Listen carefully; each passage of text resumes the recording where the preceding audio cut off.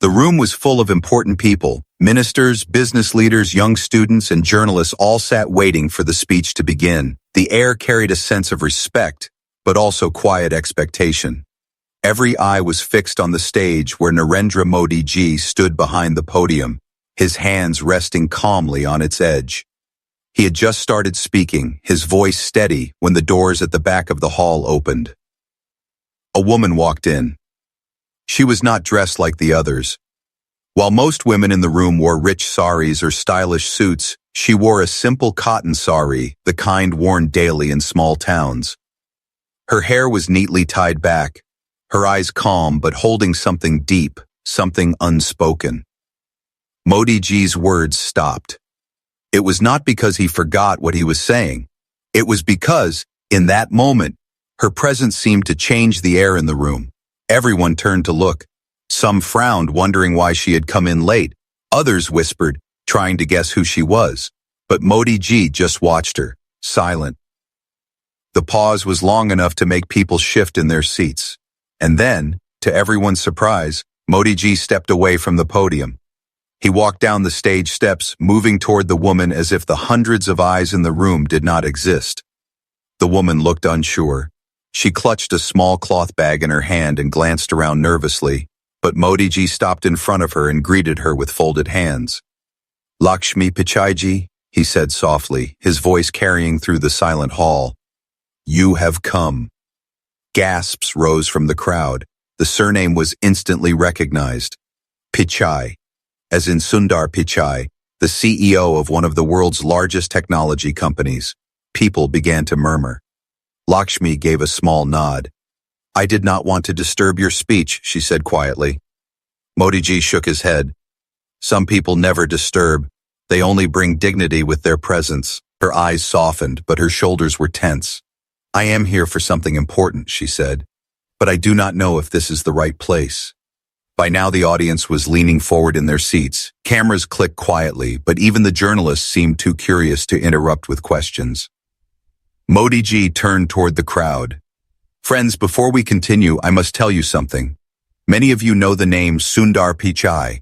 He is a source of pride for India, but behind him is a mother who never sought attention, who lived a life of simplicity, and who gave her son the strength to reach the world stage. Today, she has come here, and she has come for a reason." Lakshmi lowered her gaze. "It is not for me," she said softly. "It is for a child I met on the train yesterday." The room went completely still. Modi ji looked at her with interest.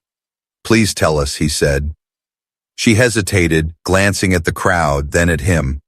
"I was traveling from Chennai to Delhi. In my compartment there was a young boy, maybe 12 years old. He was traveling alone, carrying only a school bag. When I spoke to him, I learned his father had died and his mother worked as a cleaner. He had dreams of becoming a scientist, but he had no money for books or proper school fees. His ticket for the train was bought with the money he earned by working in a tea stall." She paused. "He told me he was coming to Delhi to find someone, anyone, who would listen to his ideas." Modi ji listened closely, his hands clasped behind his back. "And you brought him with you?" Her voice trembled. "I tried. But when we reached the station, someone told him that no one in this city had time for poor children with dreams. He looked at me and said, 'Auntie, you go. Maybe they will listen to you instead.' And then he disappeared into the crowd before I could stop him." A murmur ran through the audience. Some shook their heads sadly. Lakshmi took a deep breath. "I have been thinking about him all night.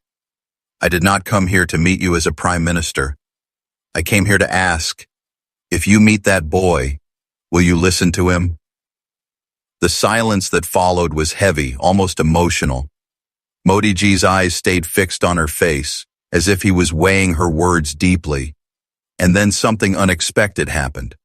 Modi ji smiled, not a political smile, but the kind that comes from deep understanding. "Lakshmi ji," he said, "if the boy has the courage to dream, then he already has my ear. And if he has your trust, then he has my respect." The crowd broke into applause, but Modi ji raised his hand to quiet them. "This is not about applause," he said. "This is about finding that boy, today, before the day ends." He turned to one of his aides. We will search every station, every street if we have to. Lakshmi looked stunned. You would do this? For a child who believes yes, Modi ji said simply, and for a mother who reminds us why we are here, always. The applause this time was louder, but it carried a different tone. It was not just for Modi ji. It was for the boy no one knew yet, and for the woman who had walked into the room and changed its purpose. As the session resumed, the audience was no longer only thinking about policies and speeches. They were thinking about a boy somewhere in Delhi, carrying a school bag, and about whether he knew that the Prime Minister of India was now looking for him. And for Lakshmi Pichai, this was not about fame, or even about her son's legacy. It was about keeping a promise she had made to a child she had met just once, yet could not forget. The search began almost as soon as the session ended. Modi ji left the hall without his usual motorcade ceremony, taking only a few close aides with him. Lakshmi Pichai walked beside him, her simple cotton sari standing out among the dar, K-suits and security uniforms. News had already spread beyond the building. By the time they reached the car, journalists were crowding outside, microphones thrust forward, calling out questions about the mysterious boy from the train. But Modi ji did not stop to speak. He simply said, "We are looking for a child with a dream," and stepped inside the vehicle. As the car moved through Delhi's busy streets, Lakshmi spoke quietly. "I keep thinking about his eyes," she said. "They were so bright when he talked about science, but there was something else. Like he knew the world would not make it easy for him." Modi ji nodded slowly. Many children have that look. They see a mountain ahead, and they know no one will carry them up. He paused, his voice softer. "I have seen it before. Sometimes I had it myself." The aide in the front seat was already on the phone, coordinating with the railway ministry, the police, and volunteers in the city. "We'll start at New Delhi station," the aide said. "If he came by train, he might still be nearby." The station was a storm of noise. Shouting vendors, rushing travelers, the hiss of trains. Modi ji and Lakshmi walked through the crowd, flanked by plainclothes security who tried to stay out of sight to avoid drawing too much attention. They spoke to chai sellers, porters, and ticket clerks, showing a rough description of the boy. 12 years old, thin, dark hair, wearing a faded blue shirt and carrying a small school bag. One chai seller thought for a moment. "Yes, there was a boy like that," he said. "He bought tea in the morning, paid with coins, and asked if anyone knew where scientists lived in Delhi." Lakshmi's heart quickened. "What did you tell him?" The man shrugged. "I told him maybe try the university." They left the station and headed toward Delhi University. Along the way, Modi ji kept glancing at Lakshmi. "You have known many children through your son's work," he said. "What made you stop for this one?" She looked out the window, remembering. Because he did not ask for money, he did not ask for food, he only asked, "If I show them my ideas, will they believe me?" The university was quiet. It was exam season, and most students were indoors. They searched the library, the open lawns, the science labs. No one had seen the boy. As they walked back toward the gates, Lakshmi's shoulders began to sag. "Maybe he has already gone somewhere else," she murmured. But Modi ji shook his head. "A boy with no home in the city will go where he feels safe, somewhere with light, somewhere with people." His phone rang. It was one of the volunteers. "Sir, there's a child matching the description near the old book market at Daryaganj. He's been asking shopkeepers if they have books on astronomy." Lakshmi's hand tightened on her cloth bag. "That's him," she whispered. Daryaganj's book market was crowded, even in the afternoon heat. Narrow lanes overflowed with stacks of old books, the smell of paper and dust filling the air. They walked slowly, scanning faces. Then Lakshmi saw him. He was sitting on the ground beside a bookseller's stall, flipping through a worn science textbook. His school bag lay beside him, almost empty except for a notebook. Lakshmi approached quietly. "Beta," she said gently. The boy looked up, startled. "Auntie, you came." "And I brought someone," she said, stepping aside so Modi ji could be seen. The boy froze. his mouth opened slightly, as if he could not believe it. You are, Modiji smiled warmly. I am someone who wants to hear your ideas. The boy hesitated, glancing around as if expecting someone to laugh at him. Really? Really, Modiji said. But first, tell me your name. Arjun, he said softly. Arjun Sharma. Lakshmi knelt beside him. Arjun, will you come with us?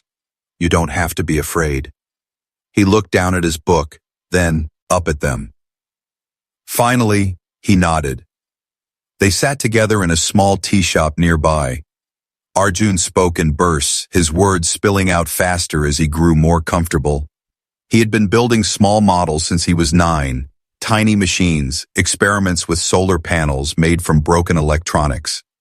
In his notebook were sketches of what he called a floating clean water station, something he believed could help villages without electricity get safe drinking water.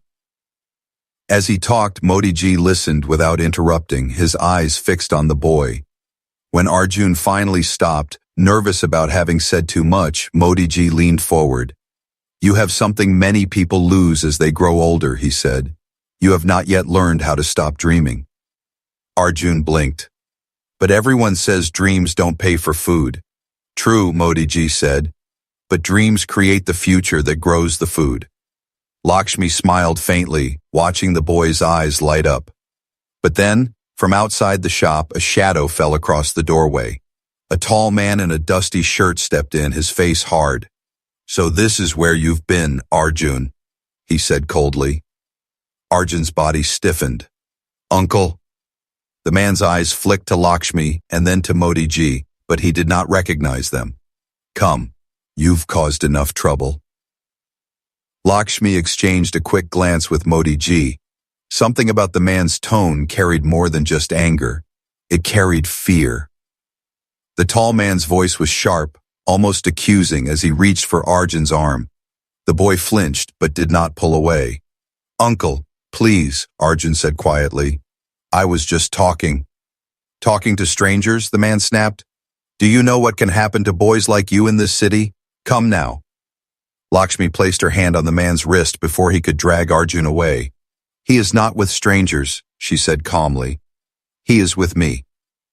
The man looked at her, confused, and then at Modiji. And who are you? Modiji did not answer with his title. Instead, he said, someone who is listening to him. For a moment, the man's hard expression faltered, but then he shook his head. Listening? He doesn't need listeners, he needs someone to keep him from starving. This boy's father was my cousin. When he died, no one else would take the boy in, so I did. I feed him, give him a roof. And this is how he repays me, running away to chase silly dreams. Arjun's voice was small but steady. They're not silly. The man sighed heavily. Beta, I work all day in a workshop, breaking my back so we can eat. I don't have time for your inventions. You need to learn a real job. Modiji leaned forward, his eyes steady on the man. What if his ideas could help many people? What if they could change lives? The man laughed without humor. Change lives. Dreams don't pay rent, Sahib. Lakshmi's voice softened. But sometimes, they can change the person who pays the rent. The man frowned, as if the words unsettled him. After a pause, Modiji said, Sit with us. Have tea. Let us understand each other. The man reluctantly agreed, pulling out a chair. The tea arrived, steaming in small glasses. Modiji began gently. What is your name? Ramesh, the man said. Ramesh ji, Modiji said. I know what it means to work hard just to survive. I have lived that life. But I also know what it means when someone believes in you before the world does. That belief can turn a boy with nothing into a man who changes everything. Ramesh looked at him with doubt. Easy to say when you're whoever you are. Lakshmi smiled faintly. And yet he says it because he has lived it. Ramesh studied them both for a moment, then muttered, He says he wants to make machines that clean water. What can a 12-year-old do about that? Arjun's hands tightened around his notebook. I can show you, he whispered. An hour later, they were in a small corner of Ramesh's workshop. It smelled of oil, rust, and metal filings. Broken fans, bicycles, and machine parts were scattered everywhere. Arjun pulled a small metal box from his school bag. It was patched together from scraps, old wires, bits of plastic, a cracked solar cell on top. "It's not finished," he said, "but if you pour dirty water here," he pointed to a small spout, "it comes out clean here." Ramesh snorted. "That's a filter. They sell those in the market." "Not like this," Arjun said quickly. "This one works without electricity. The solar panel powers a tiny pump inside and the filters can be cleaned and reused. It costs less than 100 rupees to make." Lakshmi bent down to look closer. "Where did you learn to build this?" "From books," Arjun said, "and from watching videos on a phone someone in the tea shop let me use. I just try things until they work." Modiji's gaze was steady, thoughtful. "How long have you been working on this?" 2 years, Arjun said softly. "Ever since my mother got sick from drinking dirty water in our village. She got better, but I thought, what if others don't?" Ramesh's eyes flickered, but he said nothing. Modiji turned to him. "Rameshji, what you see here is not just a toy. It is the start of something bigger. But if you take him away from it now, that spark may die forever, and India cannot afford to lose sparks like this." Ramesh shifted uncomfortably. "But who will pay for his food while he plays scientist?" Lakshmi's voice was firm now. "I will." Both men turned to look at her. She met their eyes steadily. "I may live simply, but I can support his education and his needs. I have done it before for children in my community. I can do it again." Arjun's eyes widened. "You would do that for me?" "Yes," she said, "but only if you promise to work hard, not just on your ideas, but on your studies, your discipline, your responsibility." The boy nodded so quickly, it was almost a bow. But before they could speak further, one of Modiji's aides entered the workshop, his face tense. "Sir, there is already news spreading about the boy. Some people are saying you are favoring him over others. The media is looking for him now." Ramesh stiffened. "Media? No, this is trouble. I don't want my name in the papers." Modiji's voice was calm but firm. "This is not trouble. This is an opportunity. But it will only be handled with care and with Arjun's safety first." Lakshmi put her hand on Arjun's shoulder. "Do you want to do this?" The boy hesitated, biting his lip.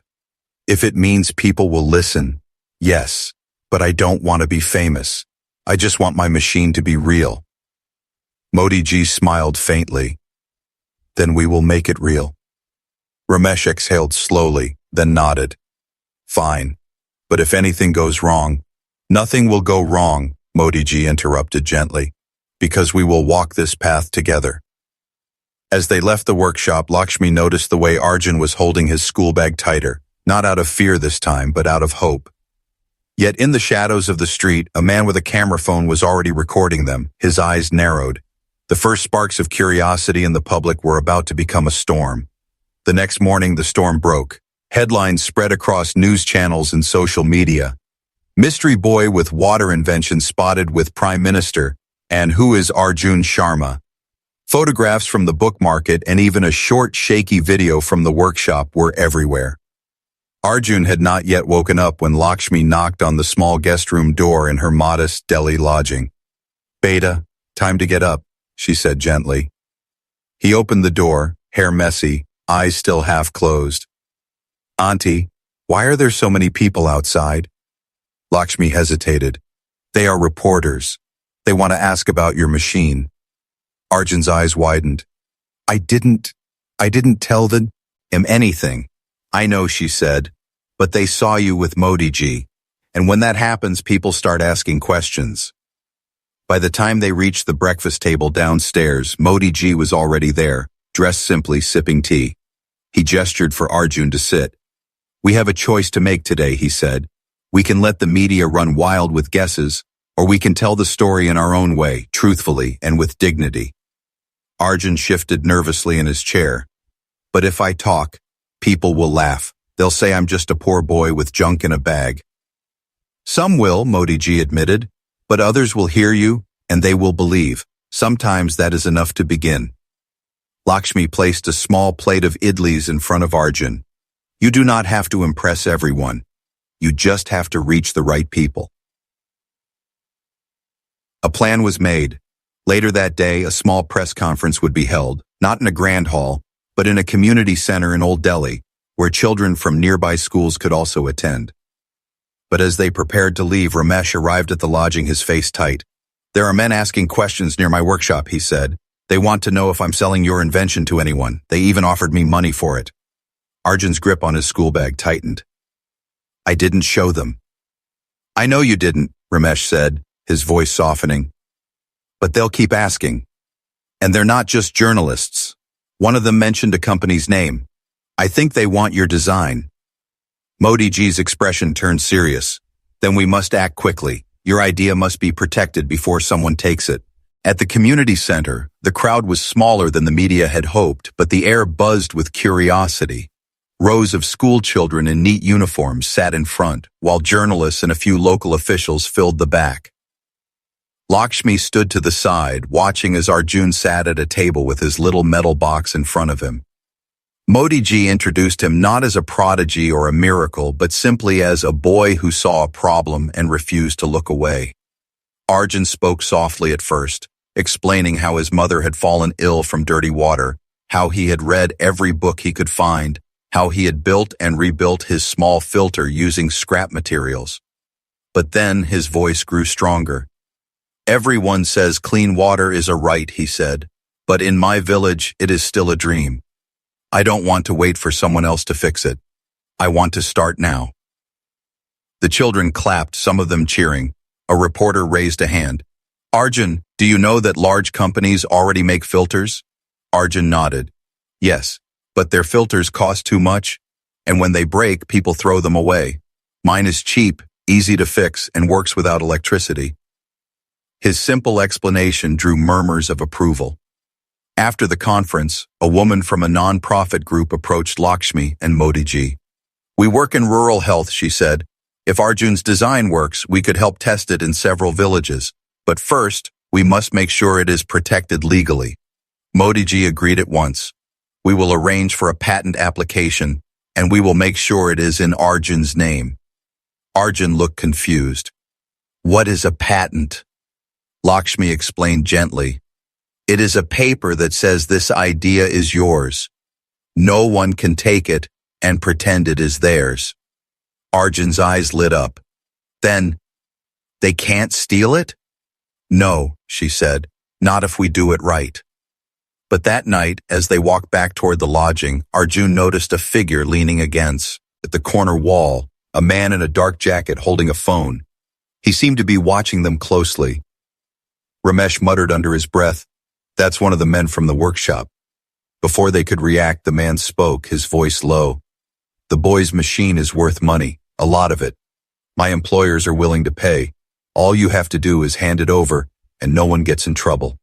Arjun stepped back, clutching his school bag. It's mine, he said, his voice shaking. The man smirked. Not for long, little one. Modi ji moved forward, his expression calm but unyielding. Tell your employers that India protects her children and her ideas. Now leave. The man hesitated, then walked away slowly, as if sending a silent warning. Lakshmi looked at Modi ji. This will not stop here, will it? He shook his head. No, but neither will we. The following days were a mix of progress and tension. While Arjun worked on improving his water filter with help from a small group of volunteer engineers, Modi ji's aides coordinated the legal steps for the patent. Lakshmi stayed close, making sure the boy ate on time and rested, but she could see the weight of the situation pressing on his young shoulders. One morning, as they sat in the community center workshop, an engineer named Vivek examined Arjun's prototype.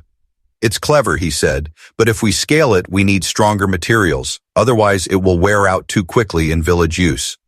Arjun listened carefully. Can we use parts from old bicycles? I know where to find them for free. Vivek smiled. Resourceful. I like it. Yes, that could work. As they spoke, Lakshmi noticed Ramesh standing near the doorway, scanning the street outside. His eyes were tense. When she walked over, he whispered, They're still watching. I saw the same man from before, and now another one. They're following us.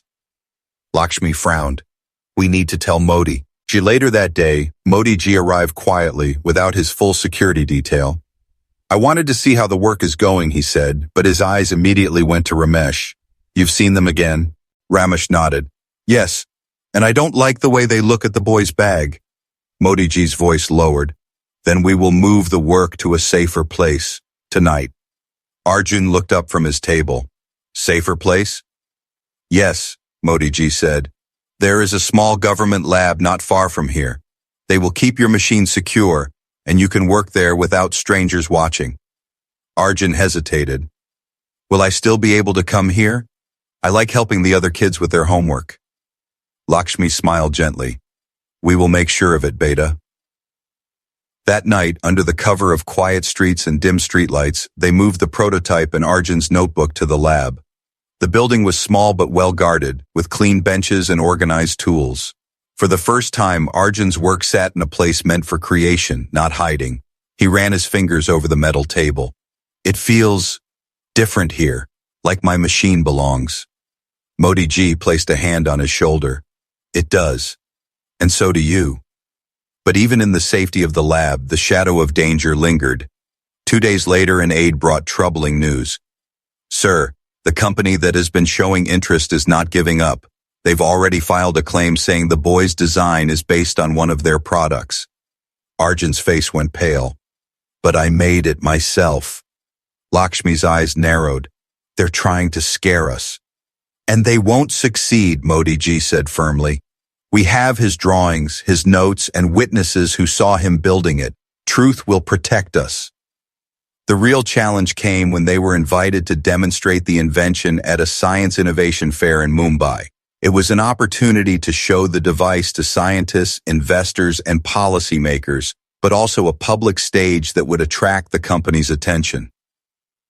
On the train to Mumbai, Arjun sat by the window, staring at the blurred countryside.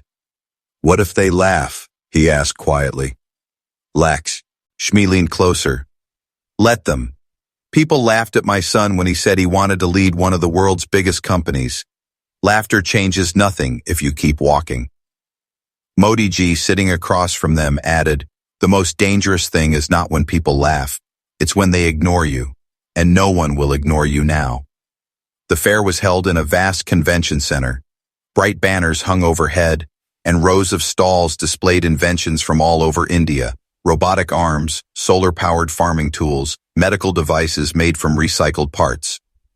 Arjun's stall was small, just a table with his machine, a poster explaining how it worked, and his neatly labeled notebook. But within an hour, people began to gather, curious about the boy who had traveled with the Prime Minister. Scientists asked questions about the design. Engineers examined the solar pump with genuine interest. Some even offered suggestions to improve efficiency. But then, just as Arjun was showing the water purification process to a group of school children, a tall man in a suit stepped forward. His badge showed the name of the very company that had been trying to claim the invention. Interesting, the man said loudly. But this design looks familiar, perhaps because it is based on technology owned by my company. Murmurs rippled through the crowd. Arjun froze, clutching the handle of his device. Lakshmi stepped in, her voice steady. This design is original, built by this boy's own hands. We have proof. The man smirked. Proof is nothing until the courts say so, and we have lawyers. Before Arjun could respond, Modi ji stepped beside him. His presence alone quieted the space. And we have truth, he said calmly. We also have the eyes of every honest person in this room. Decide whose side you stand on. The man's smirk faded slightly, but he did not leave. Instead, he leaned closer to Arjun. BC, Artful boy, the world is not kind to dreamers. Arjun met his gaze. For the first time, his voice did not shake. Maybe, but I'm not giving it to you. The crowd erupted in applause, and the man stepped back, disappearing into the fair. That evening, as they prepared to return to their lodging, a young journalist approached Arjun. I want to write your story, she said. Not about the Prime Minister, not about politics, just about you and your machine. Arjun looked at Lakshmi. She nodded. Tell it, she said, but tell it true. None of them knew that the article would travel far beyond Mumbai, catching the attention of people who could change everything about Arjun's future. The article went online the next morning. It was simple, almost plain in its language, but it told Arjun's story from the beginning. His small village, his mother's illness from dirty water, his long nights building prototypes from scraps, the chance meeting with Lakshmi Pichai, and the moment he stood beside Narendra Modi ji to speak about his dream. By evening, it had been shared thousands of times. Strangers began sending messages offering help, engineers willing to refine the design, donors promising funds for production, teachers asking if Arjun could speak to their students. Lakshmi read some of the messages aloud in the small living room where they were staying in Mumbai. "Listen to this," she said, her eyes bright. "I live in a village where the nearest clean water is 5 kilometers away. Please tell Arjun we believe in him." Arjun listened quietly, his hands folded in his lap. Finally, he whispered, "They believe in me." Modi ji smiled. "Because they can see you are building something for them, not for yourself." But the support also brought attention from the company that had tried to claim his invention. Their lawyers sent a formal notice demanding that Arjun stop demonstrating the device until the ownership dispute was resolved. Arjun held the letter in his small hands. "They're still trying to stop me." Modi ji leaned forward. "Beta, there are 2 kinds of battles, the ones you fight with your hands and the ones you fight with your mind. This one will be with your mind, and we will fight it together." Lakshmi added, "You have something stronger than their lawyers. You have proof, witnesses, and the truth on your side." The government's legal team stepped in, filing an immediate defense and fast-tracking the patent process. In the meantime, Modi ji arranged for a quiet but powerful move, a public demonstration of the water filter in one of the most water-scarce villages in Maharashtra. When they arrived in the village, the ground was dry and cracked. Women carried heavy pots from distant wells. Children walked barefoot on the hot earth. Arjun set up his device under the shade of a neem tree, connecting the small solar panel to the pump. A large container of muddy water was poured into the inlet. Within minutes, clear, drinkable water began trickling into a bucket on the other side. The villagers gathered, murmuring in surprise. One elderly woman bent down, cupped her hands under the stream, and drank. She looked up at Arjun with tears in her eyes. "This will save us," she said simply. Arjun smiled shyly. "It's only a start." The demonstration was filmed and shared online, spreading even faster than the journalist's article. This time, it reached global audiences. Environmental groups, tech innovators, and even schools abroad began asking how they could help. A week later, the patent was officially granted, registered in Arjun Sharma's name. The company withdrew its claim quietly, perhaps realizing that the public tide was entirely against them. On the day the patent certificate was handed to him, Arjun stood on a small stage at the same community center where he had first spoken. Rows of children, journalists, and officials filled the seats. Holding the paper, he looked out at the crowd. "This is not just mine," he said. "This is for every child who has an idea but is told to be quiet. It is for every village where water is still a dream. And it is for my mother, who taught me that even poor people can do big things if they don't give up." Lakshmi's eyes filled with tears. Modi ji, seated beside her, nodded slowly, pride shining in his expression. Months later, the first batch of improved filters was delivered to villages in 3 states. The design had been refined, made more durable, and still cost little to produce. Schools began teaching children how to assemble and maintain the devices themselves, spreading the knowledge as far as possible. Arjun's life changed, but not in the way people expected. He refused luxury offers from big companies, choosing instead to keep his focus on making the device affordable. When asked why, he always gave the same answer: "If the people who need it most can't afford it, then I've failed." Lakshmi stayed in touch with him as a mentor, visiting when she could. Ramesh, once doubtful, now told everyone he met about "my nephew, the inventor." And Modi ji? He often told Arjun's story in his speeches, not to glorify the boy, but to remind the country that greatness could come from anywhere, and that sometimes the smallest voices carried the most powerful dreams. One evening after speaking at a rural school, Arjun sat outside watching the sunset. Lakshmi joined him.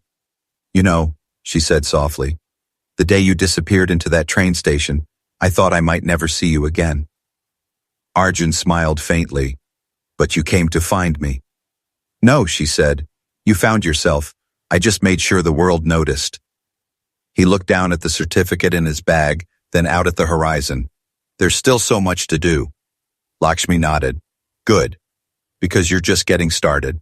And in that fading light, the boy who once feared no one would listen now carried the quiet certainty that they always would. 6 months after Arjun's first water filter reached the villages, the change was visible. In the places where it had been installed, women no longer walked for hours to fetch water. Children were healthier, missing fewer school days from waterborne illnesses. Even the air around the wells seemed to carry a different kind of hope. But Arjun didn't stop there. With the help of volunteer engineers, he began working on a new version of the device, lighter, easier to carry, and capable of filtering even the dirtiest floodwater. He named it Jal Deep, Light of Water, saying it was for people in flood-hit areas who lost access to clean water overnight. Lakshmi visited the workshop often, still wearing her simple cotton saris, still carrying her small cloth bag. She watched Arjun work with the same care she had seen in Sundar years ago, focused, patient, and unwilling to cut corners. One afternoon she said, "Beta, do you remember the day on the train when you asked me if anyone would believe you?" Arjun smiled faintly. "Yes, and you didn't answer." Lakshmi shook her head gently. "Because I wanted you to answer it yourself. Now you have." Narendra Modi ji too kept a close watch on Arjun's progress. One morning, his office called with an invitation. "We would like you to attend the International Water Summit in Delhi," the aide said. "Leaders from many countries will be there. Modi ji wants you to present your invention to them." Arjun's eyes went wide. "Me? But what will I even say?" Lakshmi put a reassuring hand on his shoulder. "You will say the truth. The same way you did in the community center that first day." The summit hall was enormous, with flags from dozens of countries hanging from the ceiling. World leaders, scientists, and journalists filled the seats. When Arjun's turn came, he walked onto the stage carrying his latest Jaldeep model. He spoke simply, just as he always had. "I am not a scientist," he began. "I am a boy who wanted his mother to drink safe water. I thought that if I could make something that worked in my village, maybe it could work in other villages too. Now I know it can."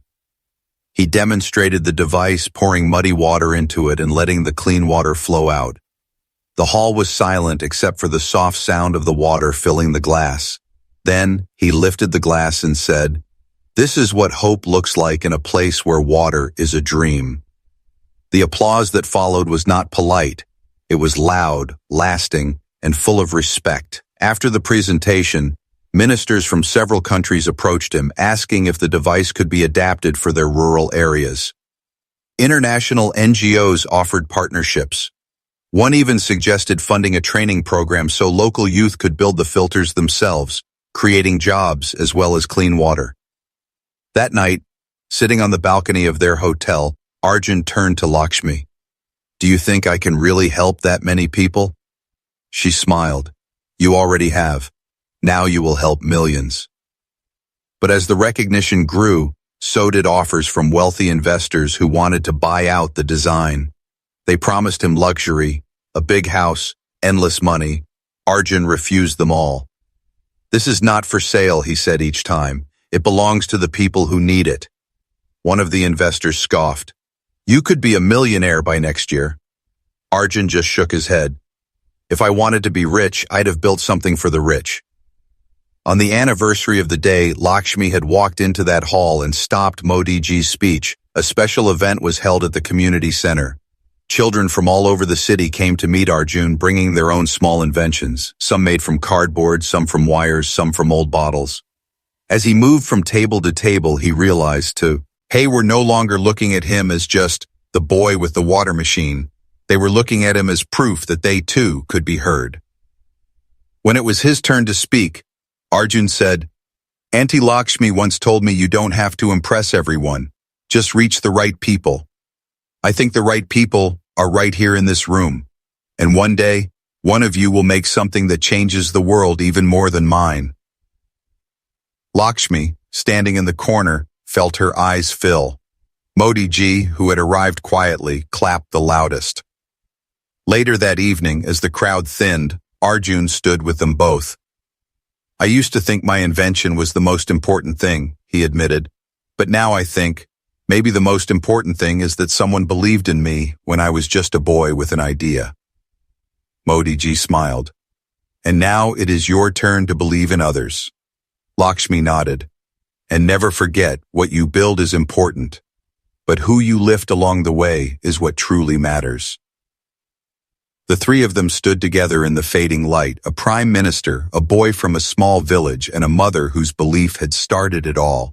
Somewhere in the distance, children's laughter echoed down the street, a reminder that the future was already being built, in small hands with big dreams.